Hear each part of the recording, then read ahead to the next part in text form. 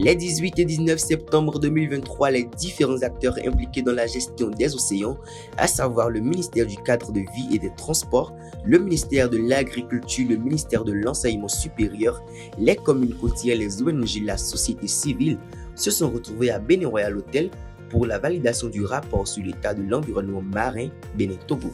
La zone marine et côtière transfrontalière Bénin-Togo est très riche. Elle fournit de nombreux services écosystémiques aux populations.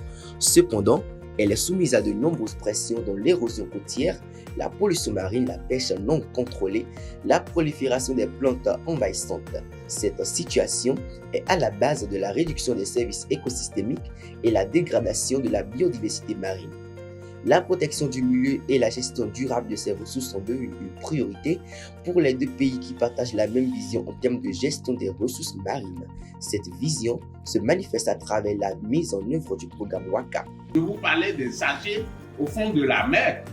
Ça fait partie des dossiers qui vont plomber l'aile à ce que nous sommes en train de faire aux deux États.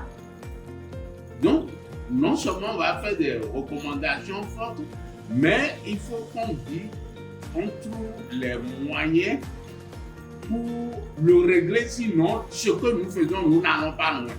Pour une gestion durable et harmonisée des ressources de la dite zone, le Bénin et le Togo, sous le couvert de la Convention d'Abidjan et de l'appui technique et financier du Bureau interafricain des ressources animales de l'Union africaine, ont décidé de procéder à l'évaluation de cet espace menacé. Le rapport issu de cette évaluation, le rapport sur l'état de l'environnement marin transfrontalier Bénin-Togo, a été techniquement approuvé par le comité scientifique et technique mis en place à cet effet. Le dit rapport est validé ce jour 19 septembre 2023. Après le Bénin, le Togo aussi procédera à la validation du dit rapport les 21 et 22 septembre 2023. Le rapport sera consolidé lors de l'atelier de relecture par le comité mixte WACA Bénin-Togo. Le dit rapport sera officiellement transmis au ministre en charge de l'environnement du Bénin et du Togo. L'évaluation de l'espace marin transfrontalier entre le Bénin et le Togo est en parfaite harmonie avec le programme d'action du gouvernement 2021-2026 en ses deuxième et troisième piliers. Elle permettra à notre pays de renforcer sa coopération régionale en matière de gestion durable des écosystèmes marins et côtiers.